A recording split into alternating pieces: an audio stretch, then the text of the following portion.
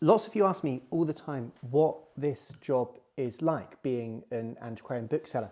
And in today's video, I'm going to take you through what we get up to in a day, not an average day, because one of the wonderful things about this job and about what we do is that no 2 days are the same. But we're here at the office all day today. There's a lot to get through and I'm going to take you along with me. So today's Friday, it's the 13th of December, so Christmas is fast approaching and we have quite a lot we need to do to get ready for the sort of extra demand we have this time of year for Christmas, and then also cope with that as hopefully the orders come flying in. So what we've been doing this week is processing, photographing, cataloguing a whole load of new stock to get up to the website, and most of that's on the website, and you can see behind me now we're looking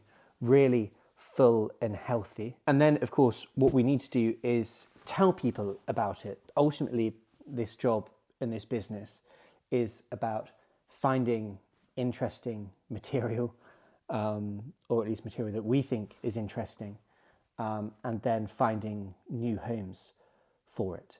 And a big part of that comes down to the way that we present that material and just letting people know it exists. So this morning is mainly focused on the sort of first half of that, so the cataloguing and processing of everything, and then the second half of the day will be the getting it out there and telling people about it. So we've got a marketing email that we're going to send out, and you can sign up in the description if you don't receive those already. And then we're going to write and film and photograph some content for our social media channels, so that we can also get a big push out there and hopefully have a really, really good last week in the run up to Christmas. But before we get to that, I thought I'd give you a quick updated little office tour, because things have changed probably since you last saw it. We do have a really nice Christmas tree behind me. We've got empty bookcases, which some people would say is a good sign because it means we've sold books, but it always makes me a little bit anxious and is a reminder that we need to get out there and find more. But in front of me, you can see we've got these bays absolutely packed with material. And we also have, this is one of my favorite things in the world, a new piece of furniture, this amazing oak dresser base, and on top of it, an altarpiece after Stefan Lochner's Adoration of the Magi, which is in Cologne Cathedral. And then of course Sienna's here behind me. She's cataloguing away the last few medieval manuscripts. You may have seen them in a previous video, but I absolutely love this one of the Nativity. Sienna, what are we looking at here? So we're looking at an early 16th century antiphonal leaf, and it's dedicated to the Feast of the Nativity, as you can see in the scene here at the top. It's really richly decorated, both in all the border imagery and the illumination itself. And it's quite an interesting one with the use of colours, because it's quite dark compared to what we normally see. But again, I think that brings out its richness. Yeah. It's from Italy and the early 16th century.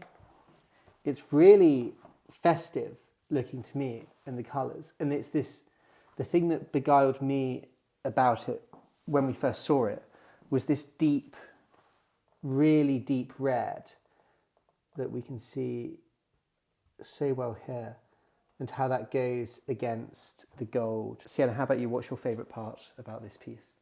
My favourite part is actually the kind of the smaller details. So it's like the little animals. So you can see like a snail here, a lion, and those are, they can be quite easily lost, but the more that you look into this leaf, the more that you see. So the more I've spent time with it, I've just seen all these amazing creatures. And also, the size of it is absolutely extraordinary. Sienna tells me often I call these things paintings because they're really illuminations. But this is absolutely massive. It's about 60 centimetres tall, 40-50 centimetres wide, and it's basically a full-sized medieval painting. or illumination, to use the correct terminology. And even this initial up here, which is really only just one letter, is the size of many, illustrative pieces of artwork that you might see, on the market otherwise. So I'm absolutely in love with this piece and can't wait to see what happens to it. Then obviously we've got Rufus down here, excitedly watching over proceedings. He prefers to sit by the manuscripts rather than the printed bits, so he stays a safe distance. So that's what we're up to this morning. We'll check back in with in a couple hours and let you know how we've got on and what we're ready to crack on with this afternoon. So we haven't even told anyone about all our new stock yet, but we've got our first order in. So I'll take it over to the packing table and show you. Let me just set you down there. So it's some Tolkien first editions. We have a lovely copy of the first edition of the Silmarillion, and then first editions of the History of the Hobbit, which was published in 2 volumes. So you've got volume 1 here, Mr. Baggins, and volume 2, Return to Bag End, which, yes, you can just about see there. So I'll get those packed up and sent off, and then we send with our orders handwritten postcards, but as it's Christmas, we're doing handwritten Christmas cards. So Martin, who ordered this, is going to get one of those along with his book. So I'll get those packed off now, and then it will probably be time for lunch. So Sienna just gave out a little yelp of excitement. Sienna, what have you found here? So this is another antiphonal leaf of Christ Enthroned.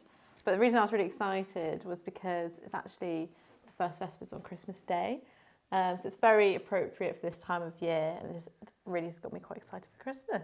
Yeah, and you've been going through these leaves trying to work out what the... so they're all hymns on them. Yes. The ones that you've been working on, haven't you? So you've been trying to work out essentially the content of the leaves. Yeah, I've been translating them and then finding the original hymn, so then I can kind of accurately describe what we're looking at. Yeah, that's awesome. So very Christmassy. And just so you guys know, so these aren't real candles. You can see them in the background of all these shots.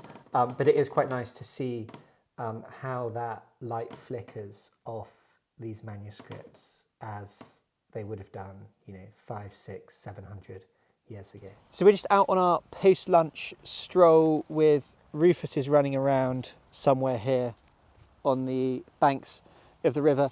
And this is the part in most YouTube videos where we do an ad read or something, but like all of our content, it's not sponsored. We don't do ads on these longer videos because the business is what supports it, and more importantly, you guys supporting the business. So if you have bought from us this year, you really don't know how much we appreciate it.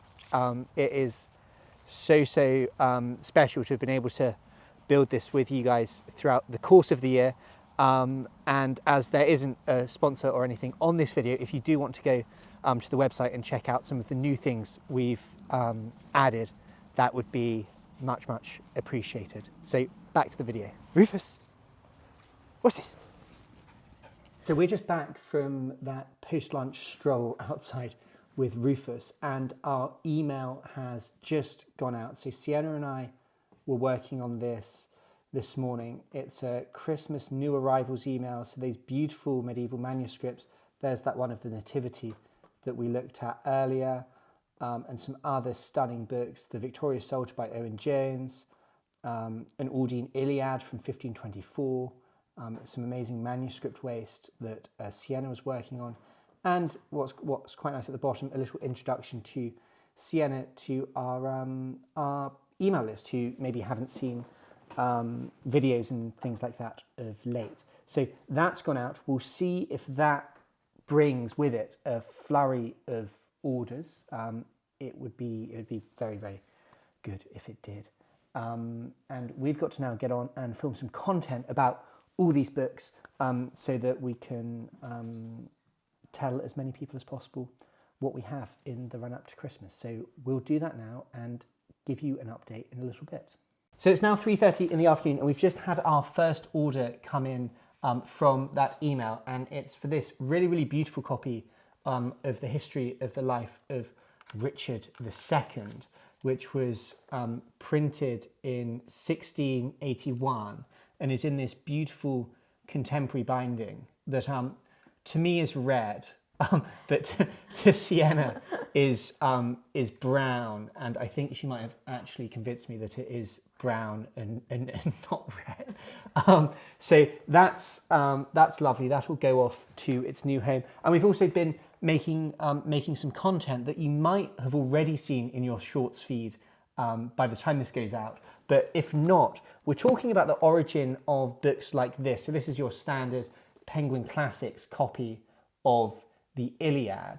But this has its origins in books like this one, doesn't it, Sienna? Yes, this one's from 500 years ago, and if you were looking to get a copy of the Iliad, this is exactly what you would have got your hands on. So it's printed in Venice in 1524 by the Ordine Press. It's an example of an early portable classic work, the Penguin of the Renaissance. So that's a really good start to the email feedback and also to the content. So we've got some photographs to take for Instagram now, and then I'm going to film a video about my favourite book that we have in at the moment that I will give you a little sneak peek of in a bit.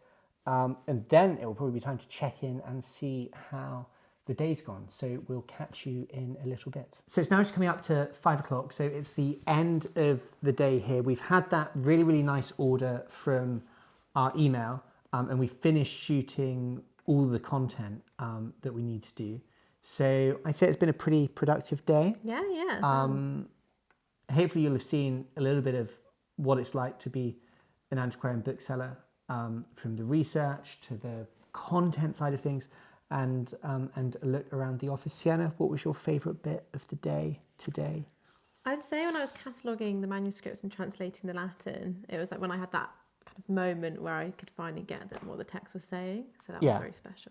Yeah, no, it's such a nice feeling when you're working on something or staring at one of these old books for, I mean, sometimes literally hours on end, and then you have that amazing moment where the stars align and your work pays off. So that's really, really special. Thank you, as always, for watching, and we'll see you next week, just before Christmas, for another video.